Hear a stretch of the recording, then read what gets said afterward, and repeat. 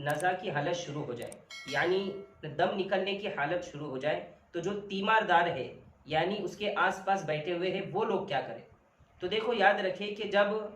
نزا کی حالت طاری ہو جائے اور جو ہے موت کی شدت بڑھ جائے، تو اس وقت اس آدمی کے پاس بیٹھ کر سورہ یاسین کی تلاوت کرنا اچھا ہے۔ اور کچھ کمزور روایت سے یہ بھی ثابت ہے کہ حضرت صلی اللہ علیہ وسلم نے فرمایا کہ جس آدمی کے سرہانے پر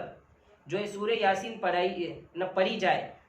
تو اللہ تبارک و تعالیٰ اس پر معاملات کو آسان فرما دیتے ہیں۔ اور ایک روایت میں یہ بھی ہے کہ اگر سورہ رعد بھی پڑھی جائیں گی تو اللہ تبارک و تعالیٰ موت کی سختی سے اس انسان کو بچائیں گے۔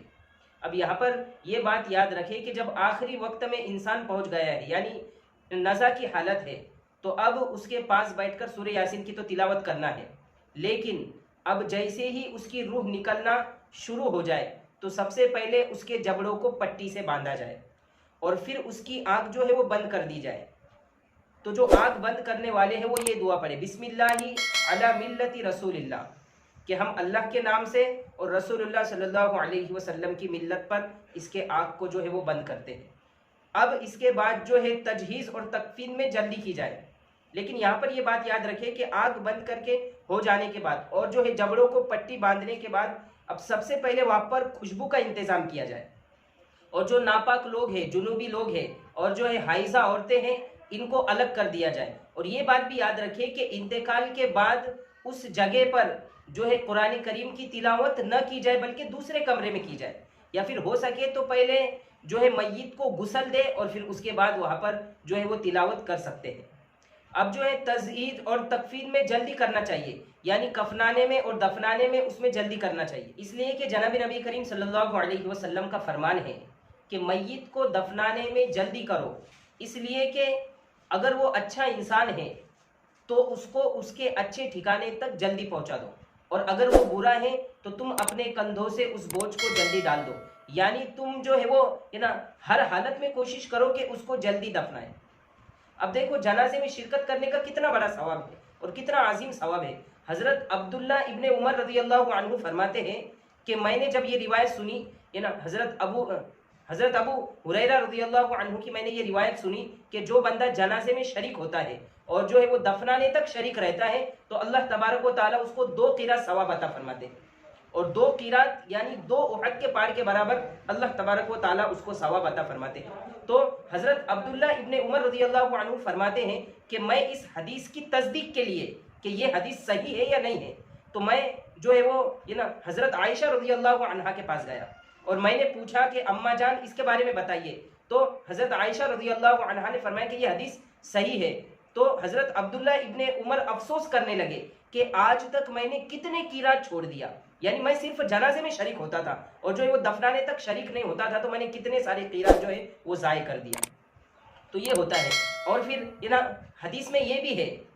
کہ مومن کو جو ہے جلد ملنے والا ثواب اور جو ہے فوراً ملنے والا ثواب یہ ہے کہ اگر وہ کسی جنازے پر نماز پڑھتا ہے تو اللہ تبارک و تعالیٰ اس پڑھنے والے کی مغفرت فرما دیتے ہیں۔ تو پھر ہم کیوں اپنی مغفرت کا جو ہے وہ موقع جو ہے اپنے ہاتھ سے چھوڑ دیں؟ بہت سارے لوگ ہوتے ہیں جنازے کی نماز چلتی ہے اور وہ جو ہے سائڈ میں کھڑے ہوئے دیکھتے ہیں تماشا کہ کیا چل رہا ہے کر کے،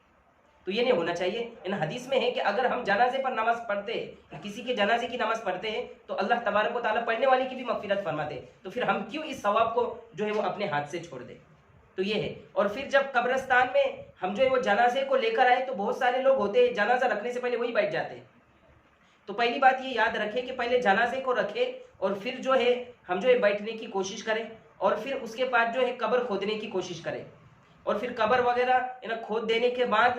اب جو اس کو قبر میں رکھ رہا ہے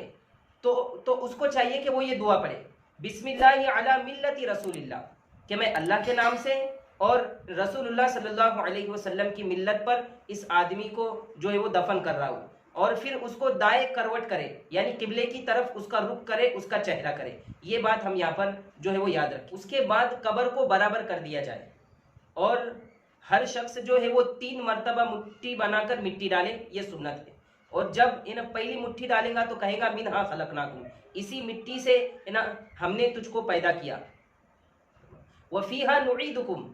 اور پھر اسی مٹی کے اندر ہم تجھ کو جو ہے وہ لوٹا رہے ہیں، ومنہا نخرجکم تارۃ اخری، اور پھر بعد میں اسی مٹی سے اللہ تبارک و تعالیٰ اس کو دوبارہ جو ہے وہ اٹھائیں گے قیامت کے دن. تو یہ 3 مرتبہ مٹھی ڈالتے وقت کہنا یہ سنت ہے.